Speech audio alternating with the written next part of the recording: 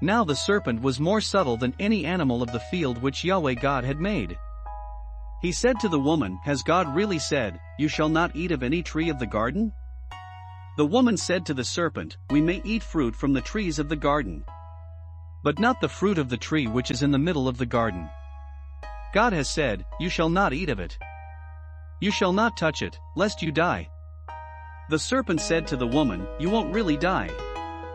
For God knows that in the day you eat it, your eyes will be opened, and you will be like God, knowing good and evil."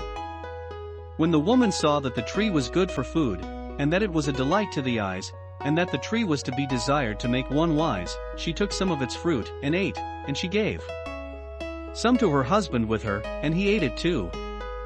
Their eyes were opened, and they both knew that they were naked. They sewed fig leaves together, and made coverings for themselves. They heard Yahweh God's voice walking in the garden in the cool of the day, and the man and his wife hid themselves from the presence of Yahweh God among the trees of the garden. Yahweh God called to the man and said to him, "Where are you?" The man said, "I heard your voice in the garden, and I was afraid, because I was naked, and I hid myself." God said, "Who told you that you were naked? Have you eaten from the tree that I commanded you not to eat from?" The man said, "The woman whom you gave to be with me, she gave me fruit from the tree, and I ate it."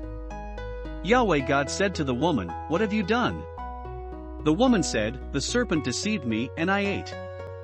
Yahweh God said to the serpent, "Because you have done this, you are cursed above all livestock, and above every animal of the field.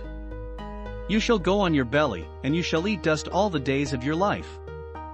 I will put hostility between you and the woman, and between your offspring and her offspring.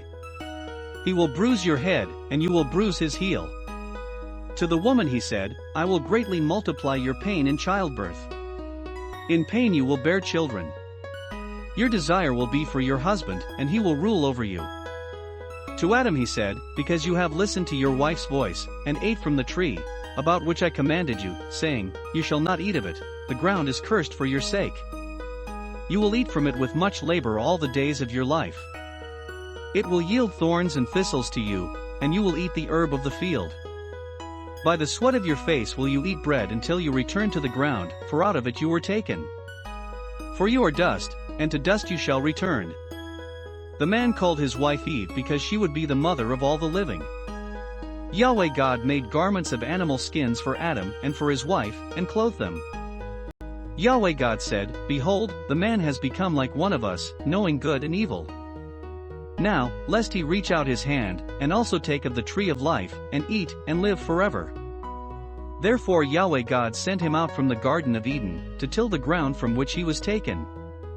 So he drove out the man, and he placed cherubim at the east of the Garden of Eden, and a flaming sword which turned every way, to guard the way to the tree of life.